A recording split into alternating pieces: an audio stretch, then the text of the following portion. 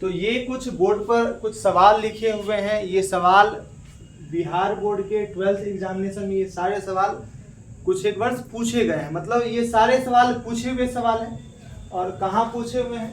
तो Bihar board.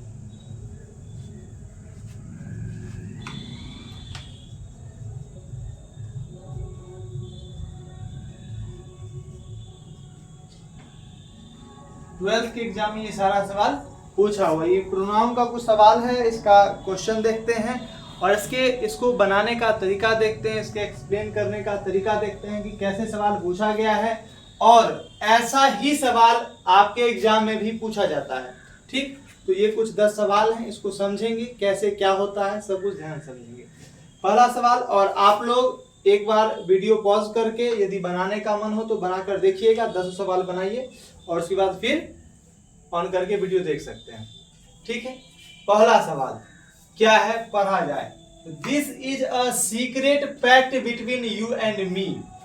This is a secret pact मतलब तुम्हारे और मेरे बीच एक सीक्रेट पैक्ट है।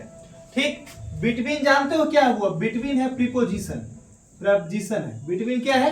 प्रपोजिशन। और ऑब्जेक्ट लेने का अधिकार, ऑब्जेक्ट लेने का अधिकार केवल 2 पार्ट्स होते हैं स्पीच को है। पहला प्रीपोजिशन और दूसरा वर्ब, या फिर पहला वर्ब दूसरा प्रपोजिशन।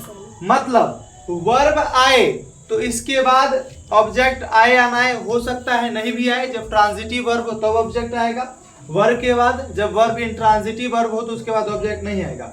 लेकिन यदि किसी सेंटेंस में प्रीपोजिशन आ गया है तो उसके बाद ऑब्जेक्ट चाहिए ही चाहिए, मस्ट हो जाता है। मतलब प्रीपोजिशन आया है मतलब ऑब्जेक्ट आएगा ही, ये निश्चित है। ठीक है, तो बिटवीन क्या है? प्रीपोजिशन है और बिटवीन के बाद क्या आता है? ऑब्जेक्ट। तो यू क्या है? ऑब्जेक्ट है। दिक्कत इस बात का है कि यू का सब्जेक्टिव केस भी यू ही होता है और यू का ऑब्जेक्टिव केस भी यू ही होता है।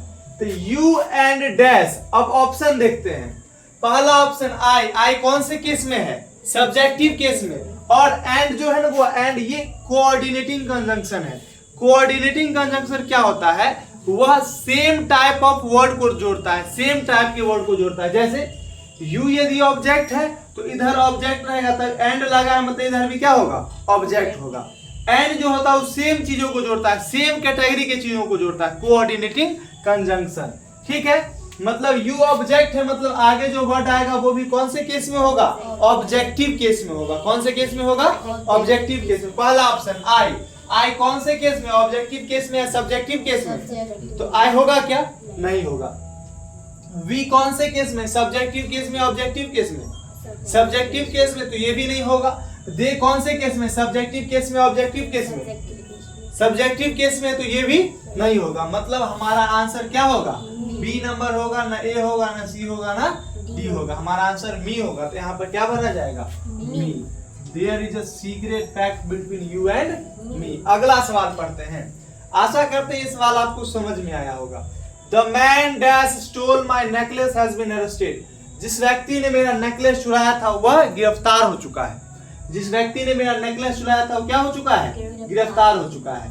अब देखिए यहाँ पर हमें रिलेटिव प्रोनाउन चूज करना है। रिलेटिव प्रोनाउन देखिए, एंटीसीडेंट के रूप में द मैन है मतलब पर्सन है। एंटीसीडेंट के रूप में क्या है? पर्सन। और एस्टोल क्या है? वर्ब है। एस्टोल क्या है? वर्ब। एस्टील होता है, एस्टील मतलब होता है चुराना। कुछ जब कोई चीज चुरा लिया जाता है उसको उसका वर्ब होता है स्टील। स्टील मतलब चुराना।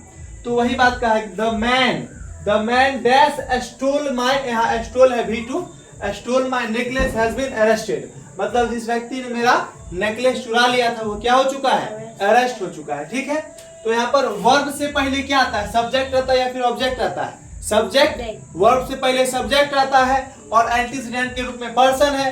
एंटीसीडेंट के रूप में पर्सन हो और हमें सब्जेक्ट लगाना हो तो क्या लगाते हैं? हु लगाते हैं। क्या लगाते हैं? Who.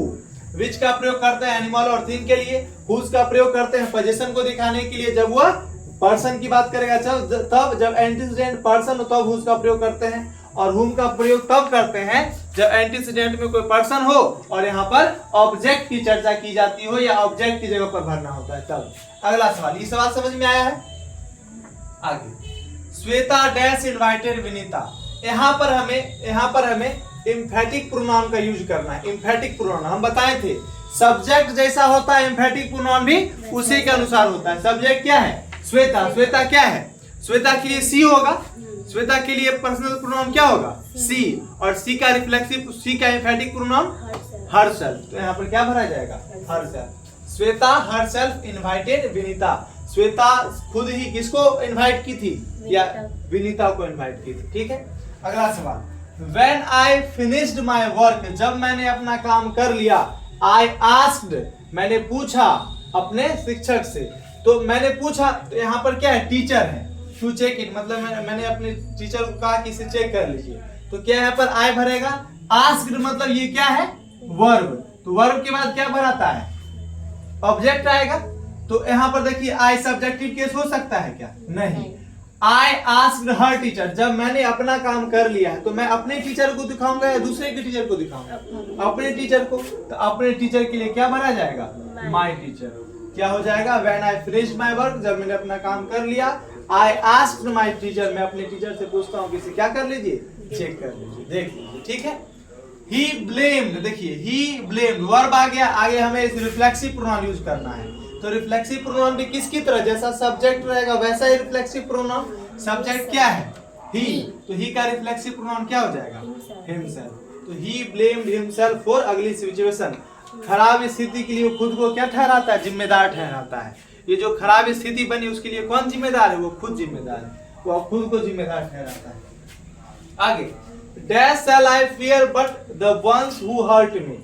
Dash shall I fear, तो यहाँ पर देखिए सेल क्या है? वर्ब है। सेल क्या है? वर्ब। और ये सब्जेक्ट है। जब सब्जेक्ट और वर्ब आ गया तो क्या आना चाहिए? ऑब्जेक्ट। तो ऑब्जेक्ट के लिए कौन आएगा? whom। तो यहाँ पर क्या भरा जाएगा? whom भरा जाएगा। क्या भरा जाएगा? whom। I bowed, I bowed। अब देखिए I के बाद सब्जेक्ट आ गया, मतलब यहाँ पे रिफ्लेक्सिव प्रोनाउन का यूज करना है। तो जैसा सब्जेक्ट रहेगा वैसा ही रिफ्लेक्सिव प्रोनाउन। सब्जेक्ट I है तो I का रिफ्लेक्सिव प्रोनाउन क्या होता है? myself। यहाँ पर क्या भरा जाएगा?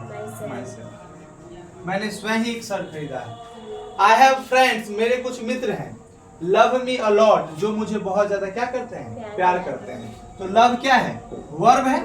वर्ब से पहले सब्जेक्ट आता है। तो सब्जेक्ट रूप में देखो एंटीसीडेंट फ्रेंड्स है। फ्रेंड पर्सन होता है, आदमी होता है। जब एंटीसीडेंट पर्सन हो और हमें सब्जेक्ट लगाना हो तो क्या लगाते हैं? क्या भरा जाएगा? The train came to a halt by, train स्वयं ही कहाँ आती है? हार्ट पर आती है। तो ट्रेन क्या है? एक निर्जीव वस्तु है। इसके लिए किसका प्रयोग करेंगे?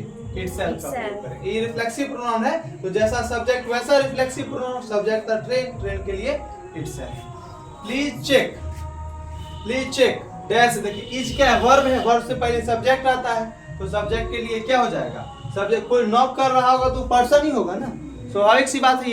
ये समझने में अंडरस्टूड है कि जो नॉक करेगा वो पर्सन होगा। इसलिए पर्सन के लिए सब्जेक्टिव केस में कौन आ जाता है?